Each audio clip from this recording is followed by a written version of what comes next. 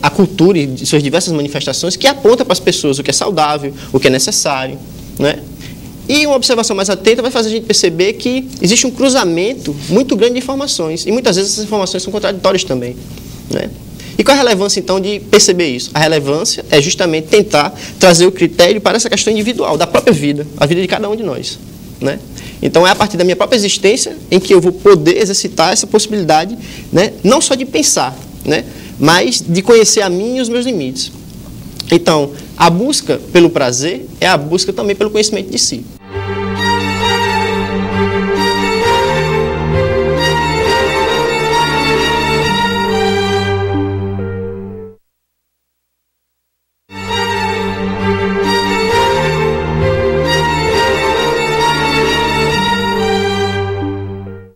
Então, se a vida é o prazer, né, claro que eu já deixei claro que a mais alta forma do prazer é a tranquilidade da alma e a ausência de dor no corpo, né? A alma a gente pode pensar como espírito ou como mente também, né? Ele não pensava a alma como algo imortal, como algo que está numa outra esfera, não.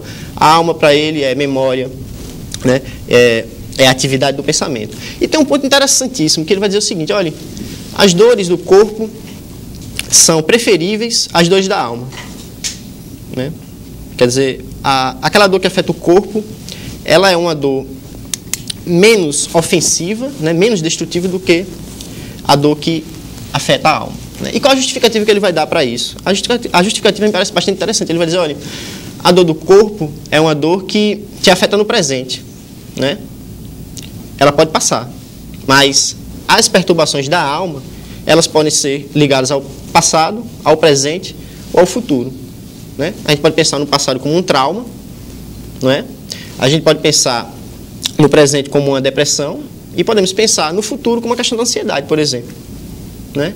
Quer dizer, essas formas de sofrimento, elas tomam conta daquilo que nós somos, afetam o nosso corpo. Hoje em dia, a psicossomática está resgatando essa possibilidade de articulação, né, entre aquilo que pensamos como mente e o que temos como corpo, né, das relações, né? E é interessante porque temos problemas com os prazeres e as dores da alma hoje em dia. E acho que está relativo até isso que foi falado antes, quer dizer, a questão da depressão, da ansiedade, síndrome de pânico, né? Temos, então, esses novos problemas. E é um ponto interessante de se perceber, né? Quer dizer, se temos novos prazeres, né? Se temos remédios para a depressão, se temos tratamento para uma série de coisas, temos Viagra, temos várias coisas, quer dizer, se temos isso também, que são coisas novas, completamente novas, também temos problemas novos, né? E o interessante é justamente perceber a relação desses problemas com os prazeres, né? Não é difícil perceber uma dificuldade no nosso tempo no estabelecimento de limites em relação a essa questão do prazer. Pois bem, né? Acho que um ponto que eu gostaria também de tratar, né, em relação ao pensamento de Epicuro é o seguinte: durante muito tempo se pensou no hedonismo como uma busca desenfreada pelo prazer, né? Uma busca desenfreada pelo prazer. Foi tratado como uma espécie de uma ausência de limites, quer dizer, um gozar que quanto mais amplo for, mais interessante é.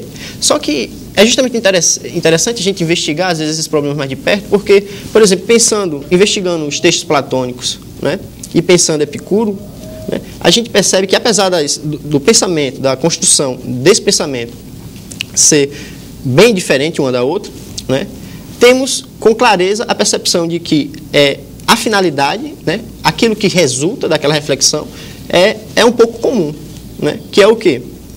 É o controle, é o trabalho em torno dessas coisas, né? É necessário trabalhar isso que é o prazer, é necessário trabalhar, conhecer e trabalhar nossas necessidades, né? E o interessante é que isso é necessário de uma forma universal, né?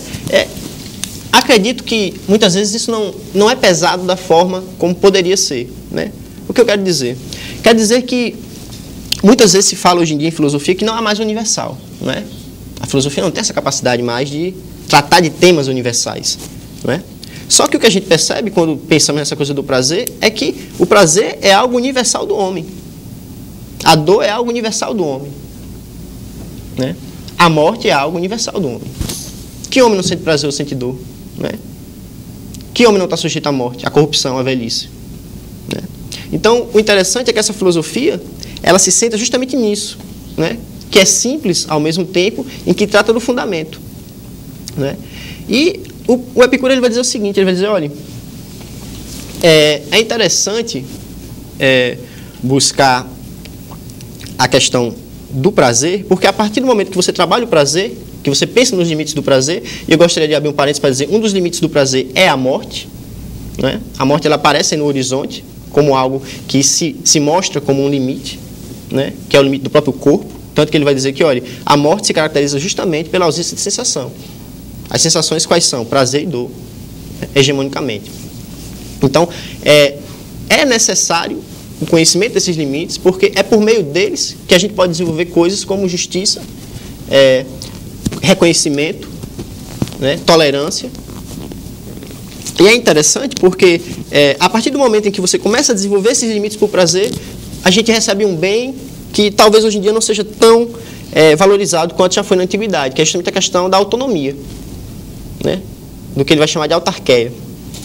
Né? Quer dizer, é justamente a partir do conhecimento dos limites que eu sei que eu tenho a possibilidade de governar a mim mesmo a partir do momento em que isso se torna um projeto de vida.